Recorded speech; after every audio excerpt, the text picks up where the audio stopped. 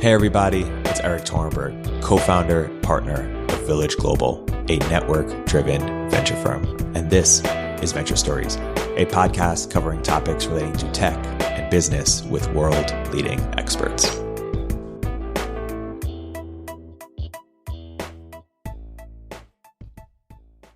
Hey everybody, welcome to another episode of Venture Stories by Village Global. I'm here today joined by a very special guest, Julian Lehr, currently at Stripe, who just wrote this blog post I'm really interested in called Signaling as a Service, How Social Status Drives Monetization of Software Product.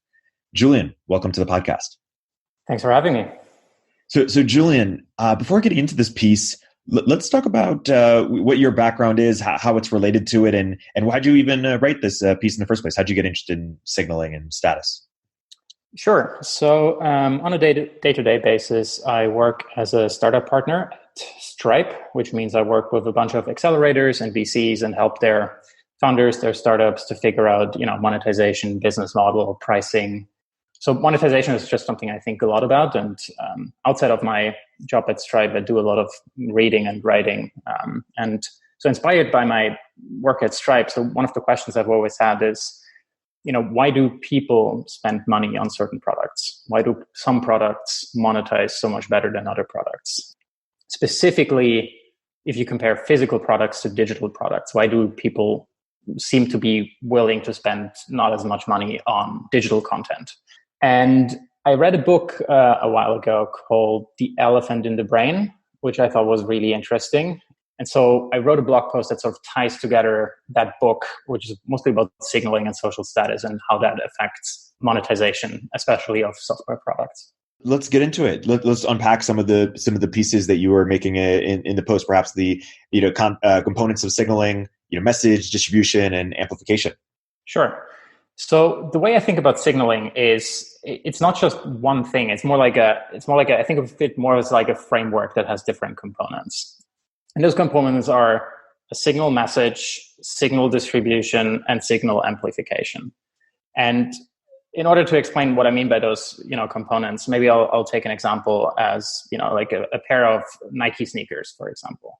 So the signal message of those sneakers that you just bought might be something along the lines of, I'm able to, spend $120 on a pair of sneakers, or it might be something along the lines of, I have an active and healthy lifestyle. Now, as a next step, you need some sort of distribution to get that signal message across to other people. And so in case of the sneakers, the best way to distribute that signal message is to, just wear them in public where other people can see them. But obviously, your signal distribution is somewhat limited by the amount of people who can see your sneakers. So on the one hand, it's like sneakers are great because there's like a visualization of the signal message. Like it's very easy to have a message and transport that to other people, but you're somewhat limited in the amount of people you can reach. And then there's a third component, which I call signal amplification. So if you're among a group of people who all wear, cool $120 sneakers, how do you make sure that yours stand out? One option would be to, pick a pair of sneakers that has, a very unique design, like very flashy colors, for example. Or, if we don't talk about sneakers, but let's take high heels, for example. They literally make you stand out of the crowd. So that's sort of the third component that I talk about. And physical products, they're great at sort of like visualizing a signal message, but the signal distribution is somewhat limited. And what about digital products? Well, digital products have one crucial advantage over physical products, which is, they're intangible. Nobody can see them. So if we take a fitness app, for example, that lives on your phone, the signal message might be the same as that of your sneakers, which is, I live a healthy and active lifestyle. And maybe you subscribe to the premium subscription of that fitness app and you spend $100 a year on that subscription. So, there's also something you're able to spend $100 on a fitness app. Might be another signal message.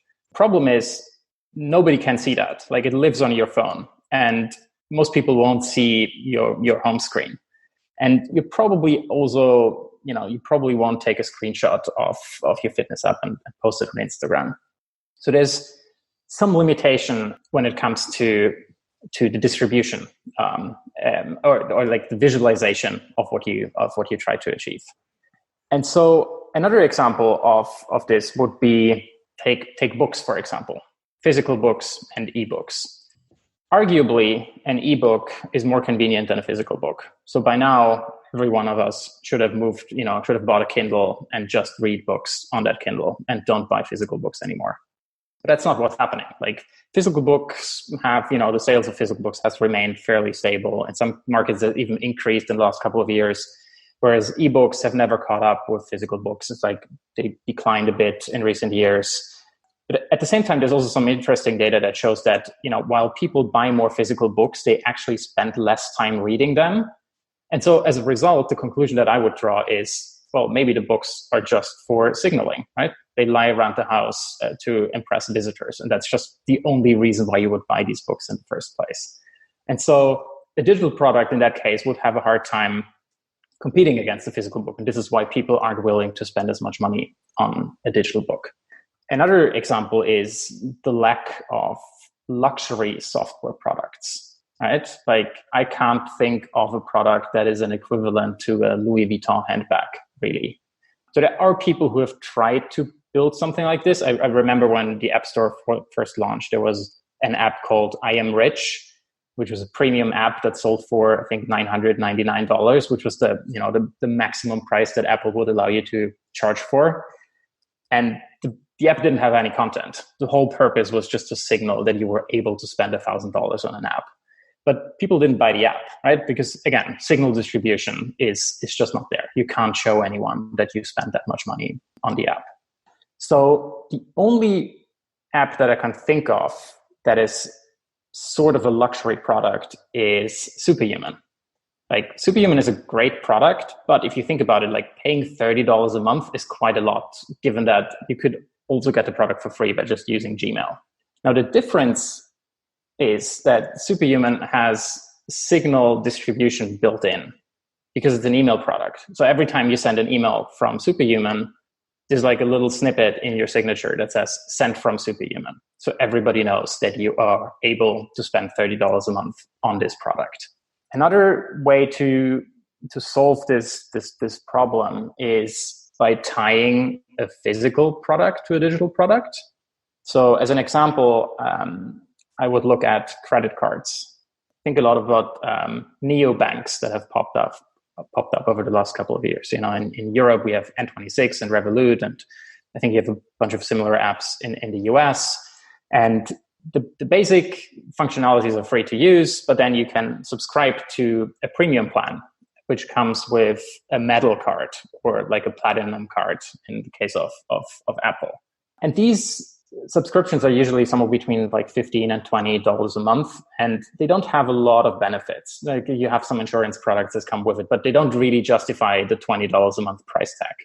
So the only reason why people spend so much money on the subscription is because they get that metal card, so they can show off to other people. It's like it looks more like a fashion product than a software product, really. So that's another interesting strategy to solve that problem.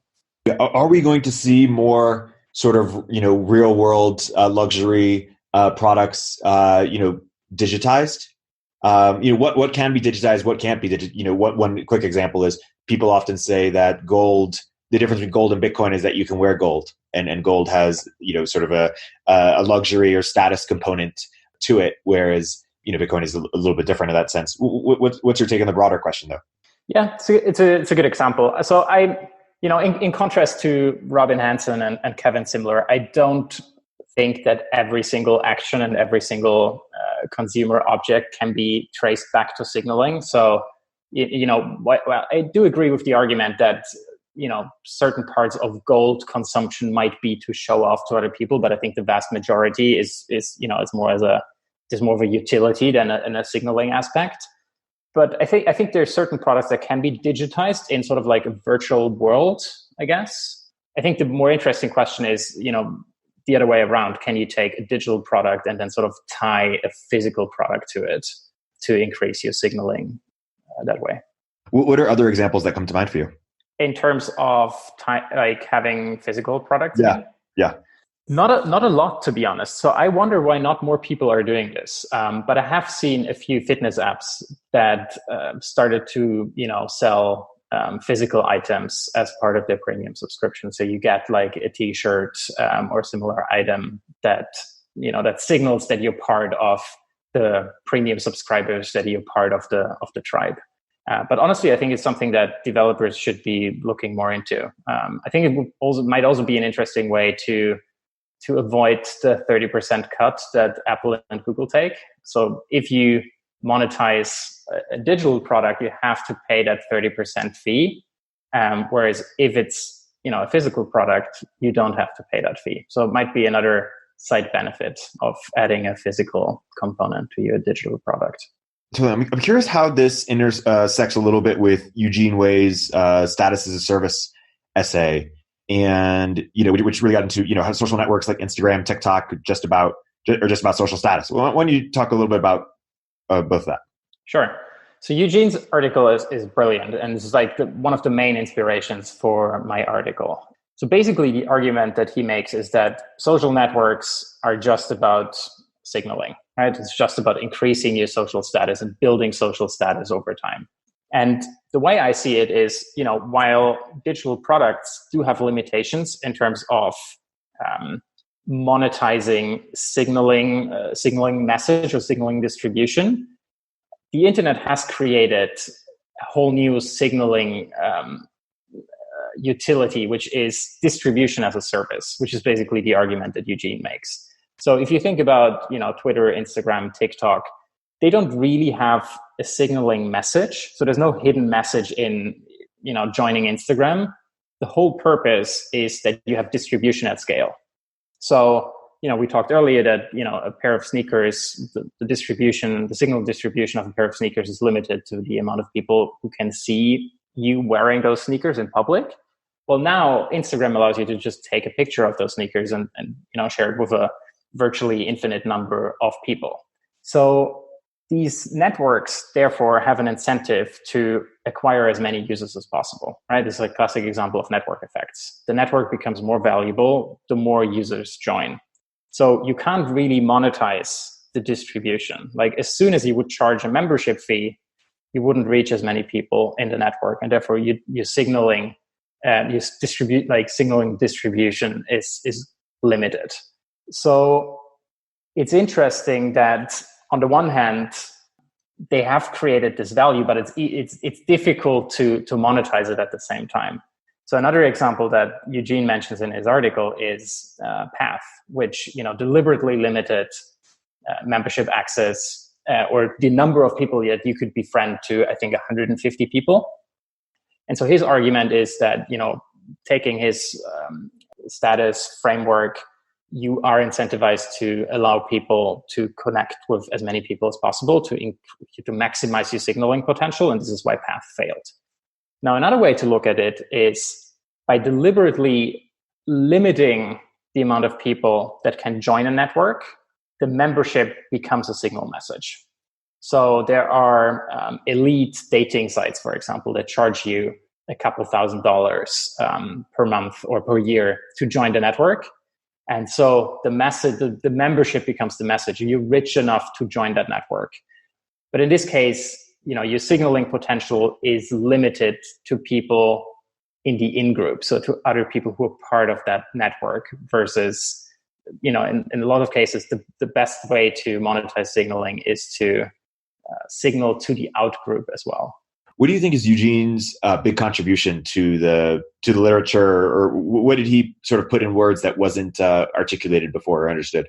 Well, I think he was the first one to look at social networks as sort of like status arenas or distribution channels to accumulate social status and to signal to as many people at once. I think that is like the main contribution. I haven't seen a lot of literature on that before. I think the other thing that's really interesting about his article is his concept of proof of work. So basically, he takes his analogy from crypto, where you solve a cryptographic puzzle and then you're rewarded with Bitcoin. And in his example, is basically each social network has its own proof of work to that you need to solve. There's sort of some creativity, some creative work that you have to put in to be part of the tribe and to signal with other people. So if you think about Twitter, for example, the proof of work would be to come up with a very witty statement that doesn't have more than 140 characters or 280 characters.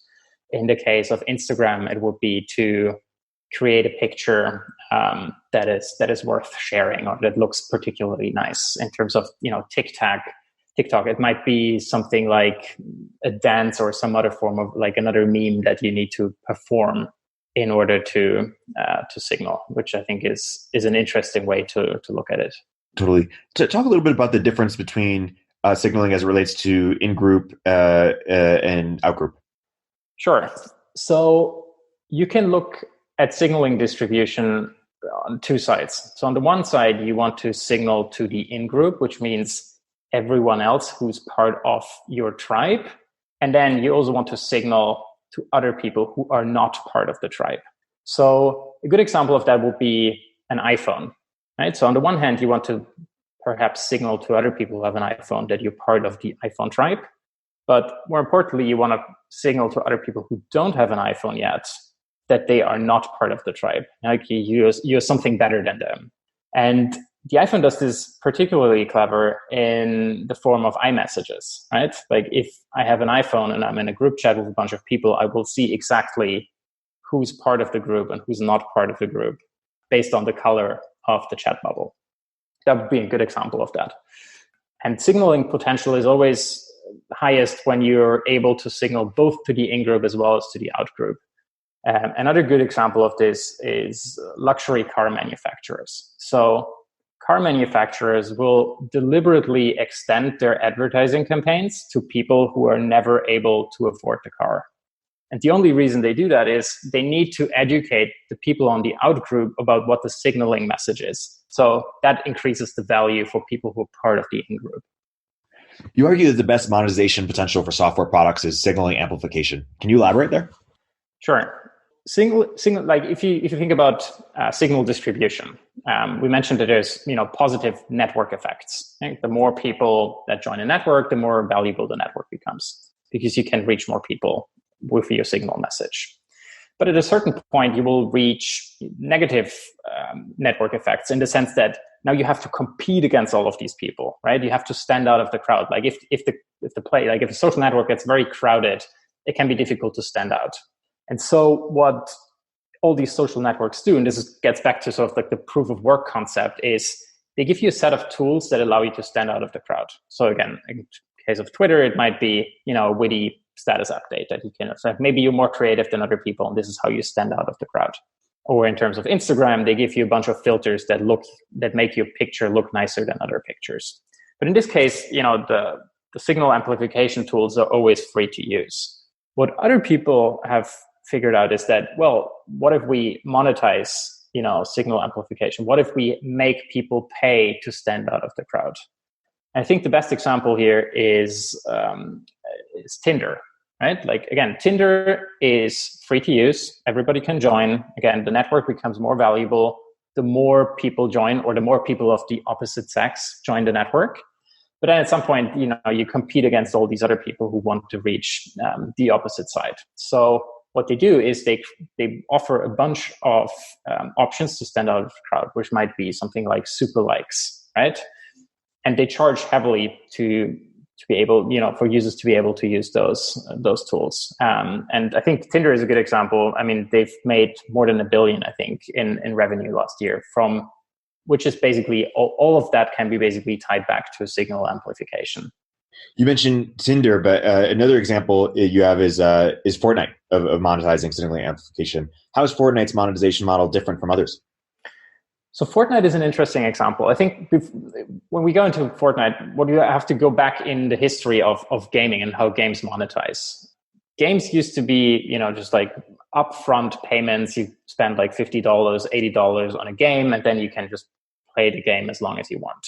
And then at some point, mobile games arrived and they were free to play, but then in-app purchases were necessary to ultimately win the game or to proceed quicker in the game.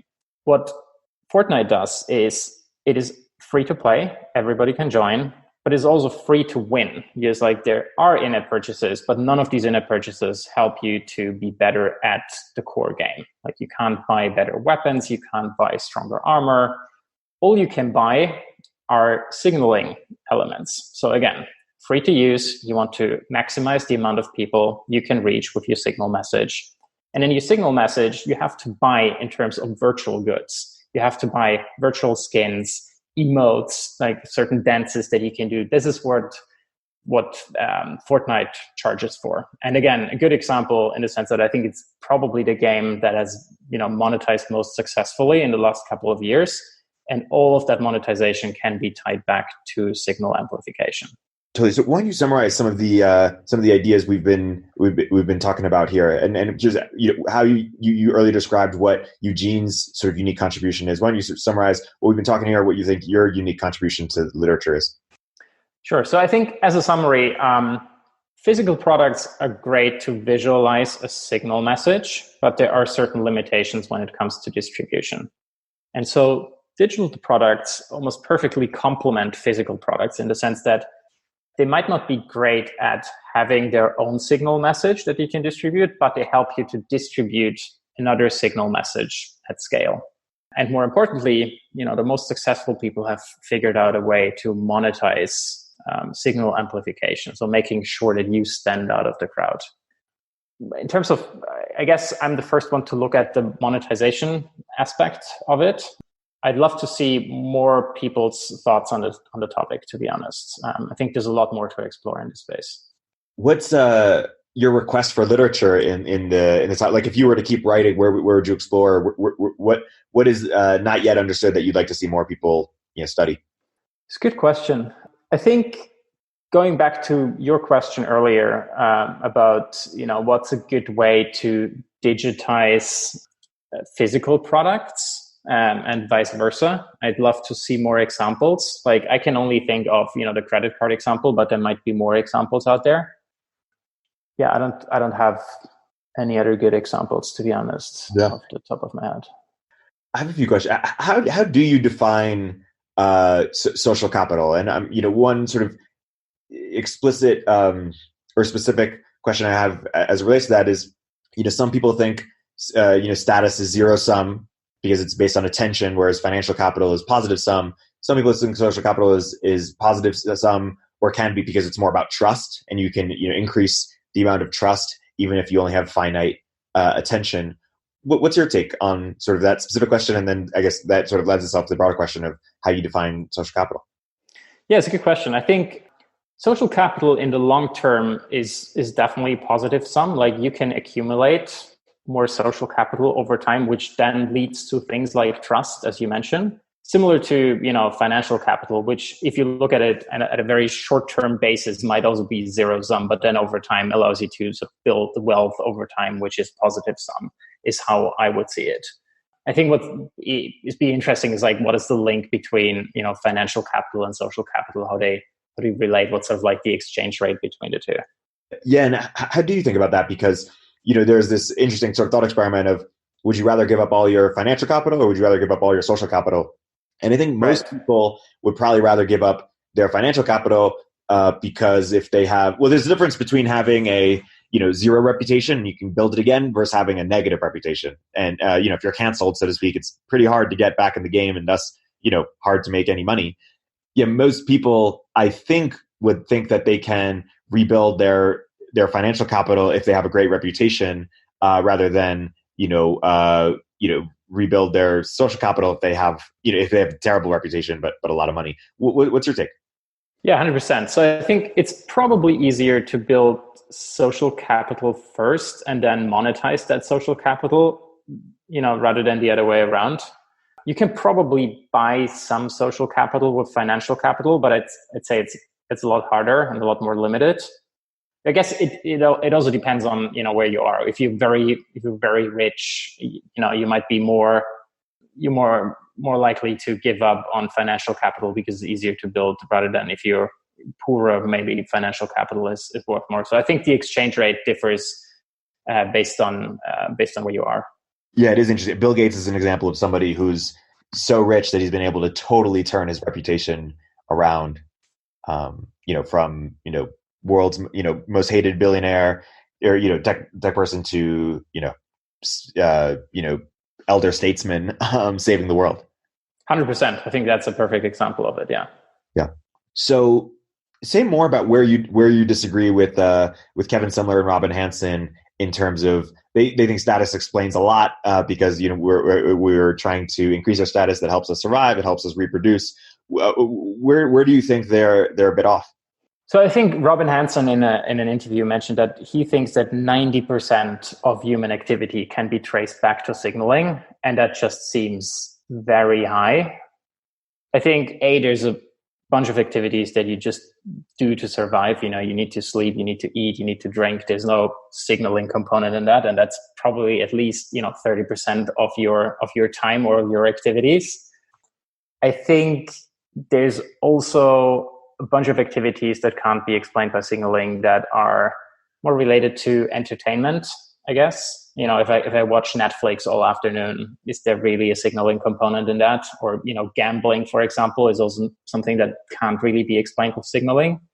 And then I think you have to differentiate between activities that you do as a consumer versus activities that you do in a business context.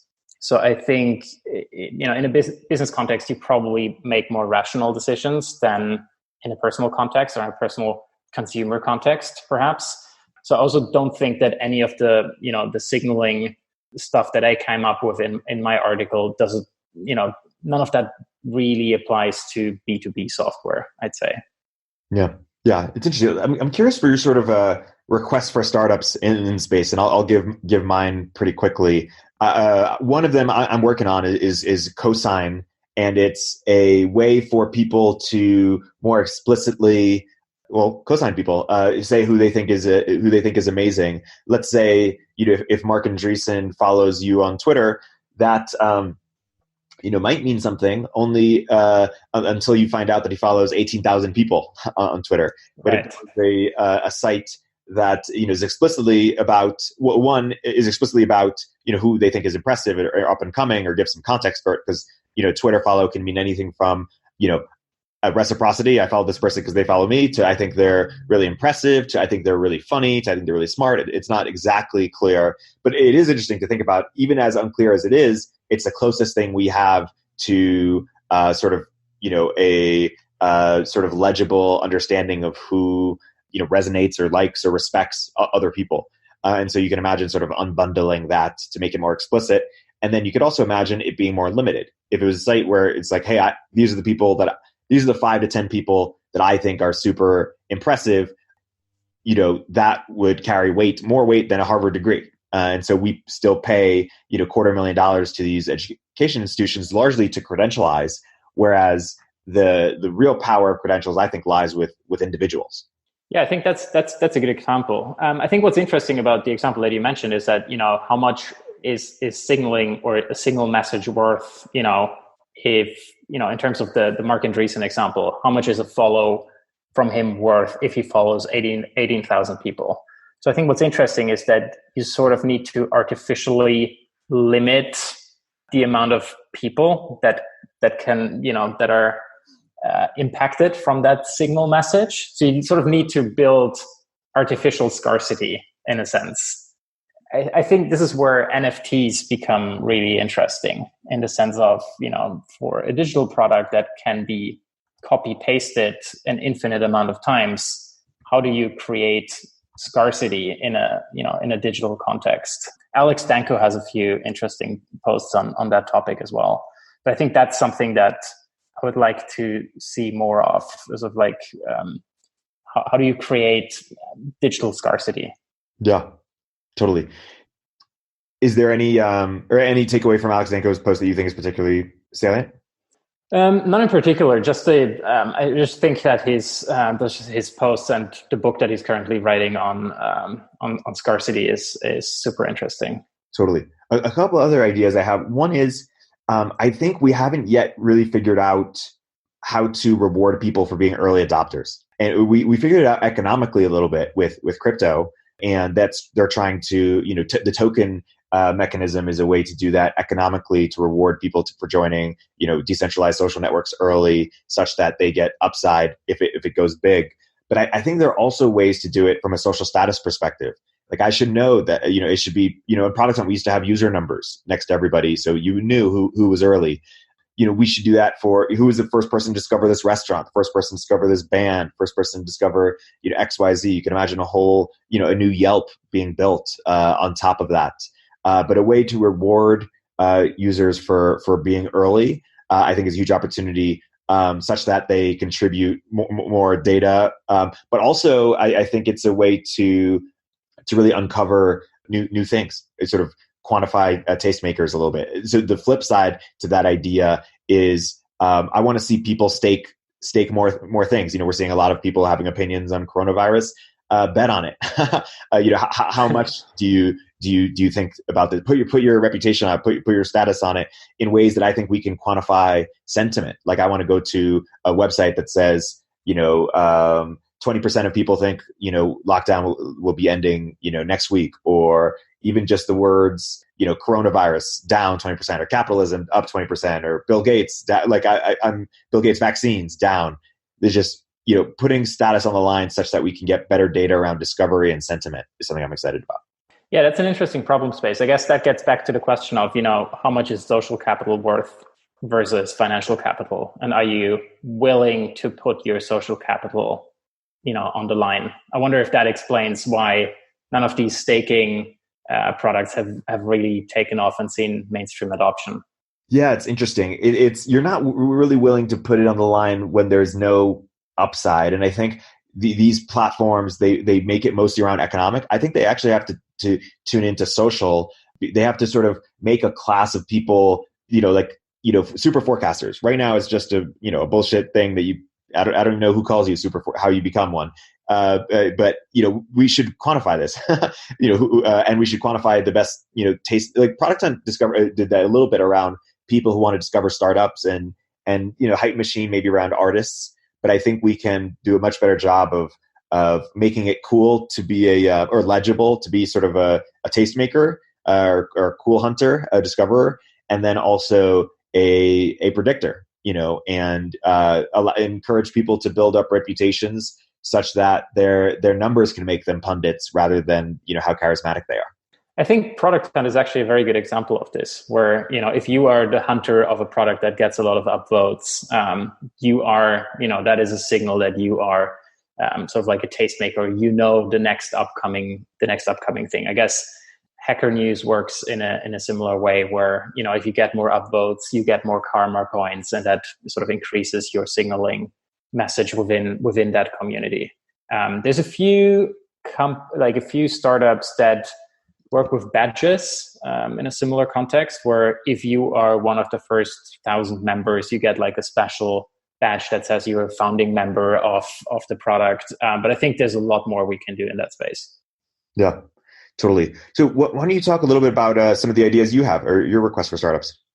So something that I'm really interested in at the moment is, with the current Corona situation, what impact does that have, from a signaling point of view?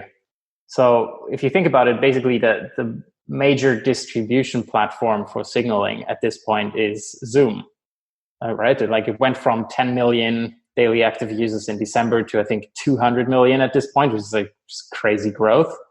And so I wonder what the second order effect of that is. Like, are we going to spend more money on furniture? Like, are furniture sales going up as a consequence of that?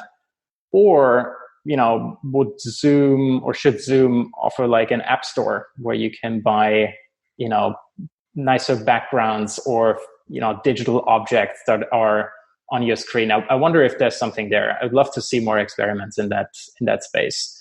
I also think that Animal Crossing is experimenting a bit in a similar space, where a lot of people play the game now that they can't meet with friends in the real world, and so people are designing their own custom designs and custom outfits. And there's a few brands who've tried to take advantage of that. I think the question there is like who actually captures the value? Is it the platform? Is it just the platform who can offer these in-app purchases, or do they allow third parties to build on top of the platform? Do they allow third-party brands to make money off digital items that can be bought? I think that's something that I'd like to see more of. Yeah, totally. How do you think about, say more about how coronavirus affects digital signaling? Well, if you can't go out of your home, then the signaling value of the clothes that you buy probably goes down, right? Like we talked about sneakers, but you probably don't wear sneakers at home. There's no point in spending more money on shoes or other luxury products like that. Similarly, like you could argue that, well, you could still take a picture of your sneakers and post them on Instagram, but I think there's like limited signaling value in doing that at the moment. So I think signaling purchases will probably move to other things, such as furniture, which is usually limited to a couple of people who visit you at home. Now you have a reason to show what you have at home. So maybe we will see more. Maybe book sales will go up, not just because people have more time to read, but also because they can show what type of books they have lying around at home via Zoom. So I think those second order effects are super interesting. Yeah, it is interesting how sort of, if we transpose, physical onto online in terms of signaling, but in terms of anything really, in the beginning, people try to do, just sort of like, put the New York Times online, so to speak, what we were doing in physical, just online. And then we sort of figure out what's native to the internet, things like eBay and Amazon, and then, decentralized crypto networks, of course, taking that step further. And it's interesting to think about what that will look like for signaling as well, because in the real world, what is it? It's like how strong you are, how beautiful you are, how in demand by the opposite sex you are, how, smart you are, with you mentioned reading books, for example, your job and your net worth and things, physical things that could signal your net worth, just to name a few things that people signal about. And digitally, some of those things don't transpose as well. And then there are, things that are native to the internet that you couldn't do physically. So I'm curious, what comes to mind to you when I sort of share this stream of consciousness? Well, I wonder if we will see more social networks that have spatial interfaces, sort of like an interface that replicates what the real world looks like and allows you to have digital content there, allows you to signal things in a digital way that you would have digitally, if that makes sense.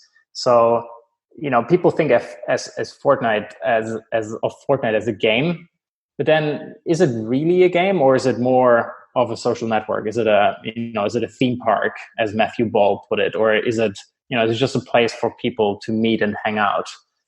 So I wonder if we will see more of those social networks that look like a game from an interface perspective, but they're not really games. They're more ways to meet people, and then as a consequence, ways to show off and signal digitally. One other element I want to talk about social capital is we were talking largely about it in a sort of individual aspect, something you can accumulate. People also talk about it in the context of communities that have, social capital, sort of amongst each other.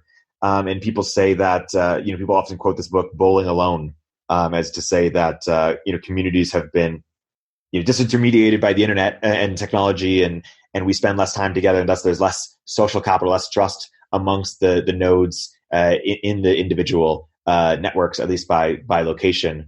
My sort of theory is that the internet destroyed community and it's rebuilding community in its own image, both digitally, obviously that's already happened, but also in person when the time comes for us to get back in person. It's going to help people meet people who are more like them, or who are more aligned with them, more resonate with them, help them connect, find fun things to do together. And it just hasn't gotten around to the IRL portion of it.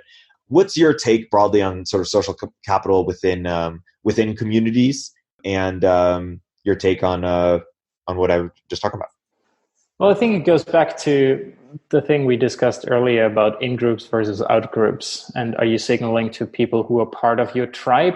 Are you signaling that you belong to that tribe? Or are you signaling to others that you're part of that tribe? I think those are two different things. I do think that digital tribes have difficulty signaling to the out-group.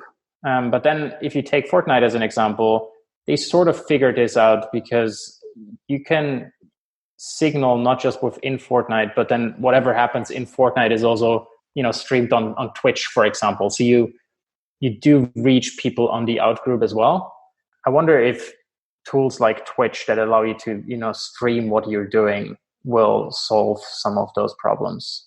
Yeah, it is interesting. I mean, I've gone into a little bit of sort of the literature on tribalism and polarization. And Martin Gurry has this great thesis of this book, The Revolt of the Public, which basically says it talks about how the phenomenon of today there is a public that is constantly seeing the actions of our elites. We didn't see that JFK was doing all these things with mistresses and all these drugs, et cetera. And if we did, we might, I don't know, think of him in the same way that we think of Donald Trump. And similarly, with Donald Trump, we see every sort of, gaffe and mistake and stupid thing he says and does. And if it was the 1960s, he might be protected, much more significantly. And so basically everything is public. There's no privacy anymore. Similarly, when we are, it's so much more easy to be polarized when everything we do is in public, and thus when we share our opinions, it's much easier to see the contrary opinion. Typically, we used to have our own private spaces where we could share our tribal opinions, and so not only are there more disagreements, but there's also more showing off, because that when you're talking, typically you were just talking to your own tribe, and now you're always talking to a separate tribe, and your tribe knows that you're talking to a separate tribe, so you get points by sort of flipping the bird to the other tribe by your own tribe. Any takes on that?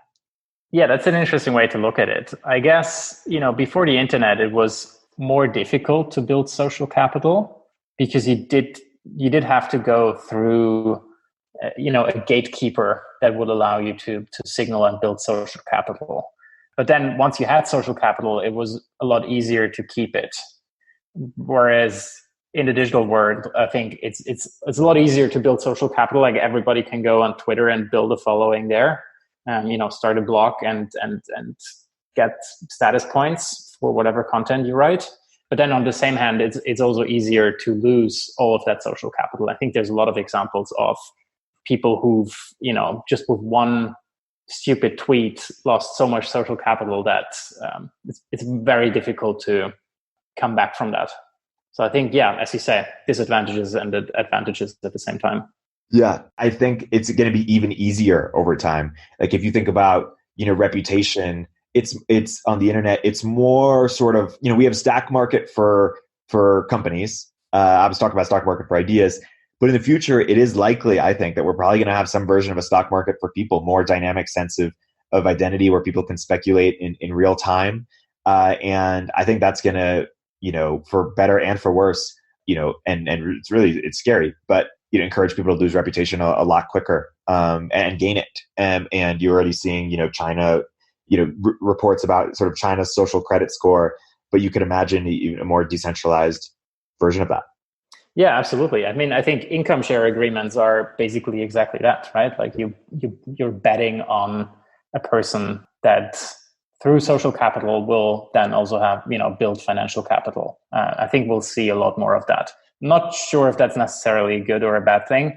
I can see a lot of, ways that this could go wrong, but definitely exciting. So that's a great place to wrap. My guest today has been Julian Lehr.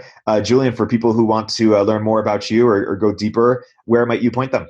Sure. So the best way to find me is on Twitter. I'm at Lehr Julian. That's LEHRJULIAN. Or on my blog, which is julian.digital. Yeah. Awesome. Julian, this has been a fantastic episode. Thanks for joining. Thanks for having me.